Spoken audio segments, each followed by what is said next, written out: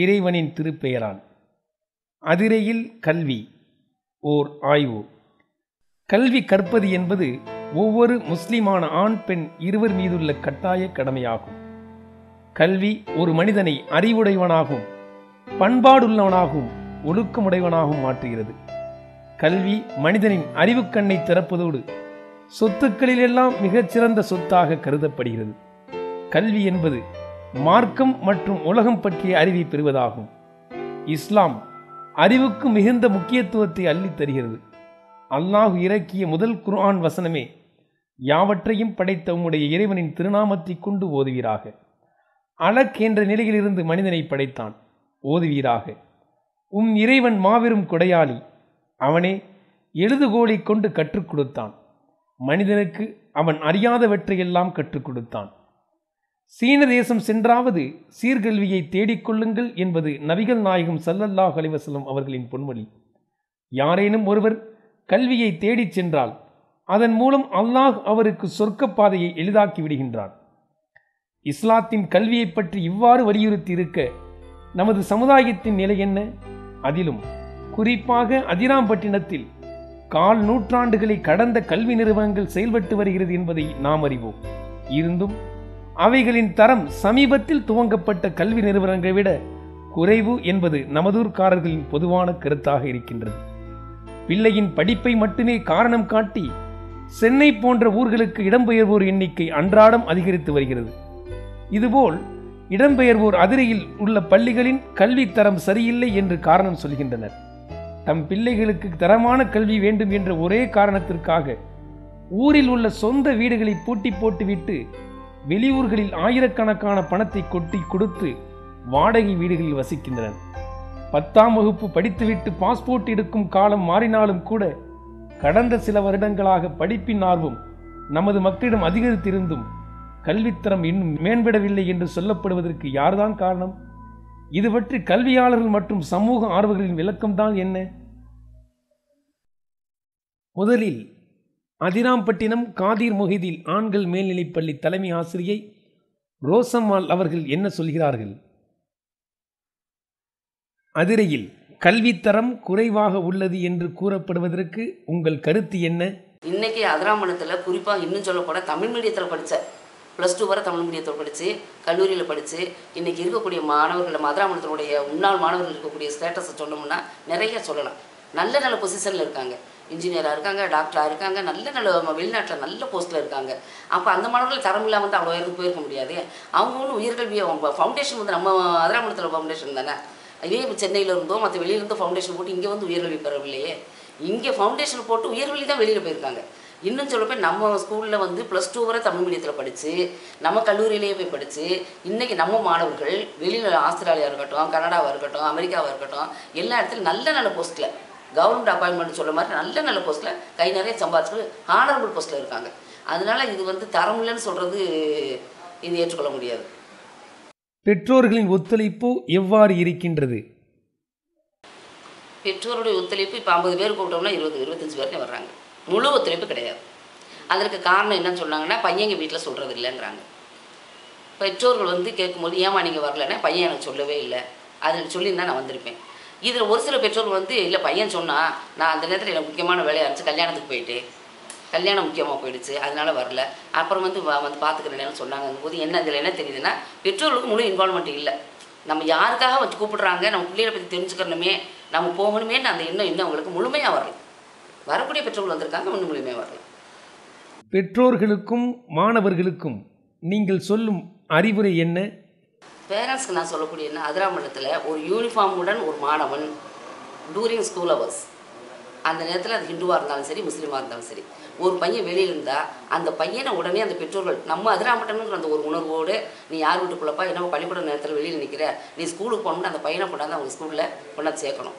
இல்லையா அட்லீஸ்ட் எங்களுக்கு எங்கள் ஃபோன் நம்பர் தெரியும், அந்த ஆசிரியர் ஃபோனு, சார் உங்கள் பையன் இந்த இடத்துல பள்ளிக்கூட நேரத்தில் அங்கே உட்காந்துருக்கான், விளையாடுறான், நீங்கள் வந்து அழைச்சிட்டு போங்க சார். அது நடக்குது, ஒரு இடத்துல சொல்கிறாங்க. இன்னும் அதில் முழு விழிப்போட பெற்றோர்கள் வந்து பள்ளிக்கூட நேரத்தில் மாணவர்கள் வெளியில் பள்ளிக்கூடத்தை அல்லாமல் வெளியில் இருப்பதை எந்த பெற்றோர்களுமே அதை அனுமதிக்காமல் உடனே அந்த மாணவர்களை கொண்டு அதை சேர்க்கணுங்கிறத நான் விரும்பி பெற்றோர்கள்ட்ட கேட்டுக்கிறேன். அவங்க அதில் முழு முயற்சி எடுத்தாலும் நமக்கு முழு சக்ஸஸ் ஆகும். அதே போல் மாணவர்களுக்கு வந்து என்ன சொல்கிறேன்னா, பெற்றோர்கள் அவங்கள வழி நடத்துறதுக்கு பெற்றோர்கள் வந்து எல்லாரும் எஜுகேட்டட்னு சொல்ல முடியாது. அப்போ நாங்கள் எஜுகேட் டீச்சர்ஸ் வந்து சொல்கிறது எங்களுக்கு ஒரு அவங்க கை கொடுத்து நம்ம ஆசிரியர் பெருமக்கள் நமக்கு என்ன சொல்கிறாங்களோ அதை நம்ம ஃபாலோ பண்ணணும், நம்ம அவங்க பின்னாடியே வரணும், அவங்க சொன்னதை நம்ம செஞ்சால் இன்னும் நம்ம வாழ்க்கை நல்லா இருக்குங்கிற உணர்வு மாணவர்களுக்கு வரணும். அதே விஷயத்தில் பெற்றோர்கள் வந்து என்ன செய்யணும்னு சொன்னாக்க, எக்காரணத்து முடியும் சின்ன பையனாக இருந்தாலும் சரி பெரிய பையனாக இருந்தாலும் சரி 8:30 மணி 9 மணி எழுப்போம். தெருவில் வந்து பையன்களை வெளியே விடவே கூடாது. ஏன்னா 9 o'clock இன்னும் சொல்லப்போல பெரிய காலேஜ் முடித்த பசங்களாக இருந்தாலும் கூட 10 மணிக்கு 11 மணிக்குள்ள பல கெட்ட செயல்களை வந்து பார்ப்பதற்கும் அவங்களுடைய டைவெர்ட் பண்ணுறதுக்கு கூட ஒரு பல வாய்ப்புகள் இருக்குது. பெற்றோர்கள் இதில் கடினமான ஒரு முயற்சி இருக்கணும். 9 மணிக்கு மேலே அந்த மாணவர்கள் எக்காரணத்துக்கு வெளியே போகக்கூடாது. அவன் ஃப்ரெண்டை போய் படிக்கிறீங்க, அங்கே போய் படிக்கிறீங்க, அதுக்கு அலோவ் பண்ணக்கூடாது. அதே சொல்லி இப்போ கம்ப்யூட்டர் உலகமாக இருக்கிறதுனால எல்லார் வீட்லையும் மேக்ஸிமம் கம்ப்யூட்டர் இருக்குது, அது இன்டர்நெட்டும் வச்சுருக்காங்க. அப்போ இந்த மாணவர்கள் என்னென்னா இன்டர்நெட்டை பாடசந்தமாக படிக்கணும்னு படிக்கட்டும். அதுக்கு தனி அறையை தயவுசெய்து பெற்றோர்கள் ஒதுக்கவே கூடாது. தனியாக காமனாக ஹாலில் தான் இருக்கணும். அவனுக்கு டிஸ்டர்ப் பண்ணாமல் நம்ம மீடியாக்களை எடுக்க சொல்லிட்டோம், டிவி எடுத்து போட்டுறணும். பிள்ளை படிக்கிறான்னு நம்ம தொழுக நம்ம பிள்ளை மற்ற சின்ன பிள்ளைகள் வேறு ரூம்குள்ளே வச்சு அவன் ஓப்பனில் தான் உட்காந்துருக்கணும். அவனுக்கு தனி பிரவேசம் கொடுக்கவே கூடாது. அப்போ அந்த நெட்டை வந்து அவன் தனியாக வேறு வழியில் அவன் பயன்படுத்துறதுக்கு, ஏன்னா அந்த வயசு அந்த பசங்களை சொல்லி குத்தம் இல்லை, அந்த வயசு அவனுக்கு அதெல்லாம் வேறு பார்க்க தோணும். அப்போ நாம் குறுக்க மறுக்க போயிட்டு வந்து தமிழ் இந்த திட்டியை கூடி இந்த பழத்தை தின்னு இப்படி ஏதாவது பெற்றோர்கள் அவனை வந்து கொஞ்சம் கான்டாக்ட் பண்ணிக்கிட்டே இருக்கும்போது கண்டிப்பாக அவன் வந்து அந்த தீய வழியில் செல்வதற்கு அது முற்றிலும் தவிர்க்கப்படும். அந்த பெற்றோர்கள் தனி கவனம் நம்ம பிள்ளைகளை வந்து செலுத்தணும். அதுக்காக நீ கம்ப்யூட்டர் வாங்க வேணாம் இல்லை, ஏன்னா இந்த வயசில் சின்ன பையன் அதை ஹேண்டில் பண்ண பசங்களுக்கு கண்டிப்பாக தெரியணும். கம்ப்யூட்டர் தாராளமாக வாங்கி கொடுக்கலாம். 9வது வகுப்பு வந்துட்டானா தாராளமாக வாங்கி கொடுக்கலாம். அது வந்து கொஞ்சம் கொஞ்சம் பழகிக்கிடுவான். ஆனால் நெட்டு ஓப்பன் பண்ணும்போது அதுக்கு அவனுக்கு பிரவேச தனி ஒரு ரூம் அவனுக்கு அலாட் பண்ணவே கூடாது. அது கல்லூரி மாணவனாக இருந்தாலும் சரி, அவன் பள்ளிக்கூடத்து மாணவனாக இருந்தாலும் சரி, பெற்றோர்கள் தாய் தகப்பன் மாமா மச்சன் யாரும் வந்து போய்கிட்டு இருக்கல, அவன் அதை பாருங்க, அது ஒன்றும் அவனுக்கு டிஸ்டர்ப் இல்லை.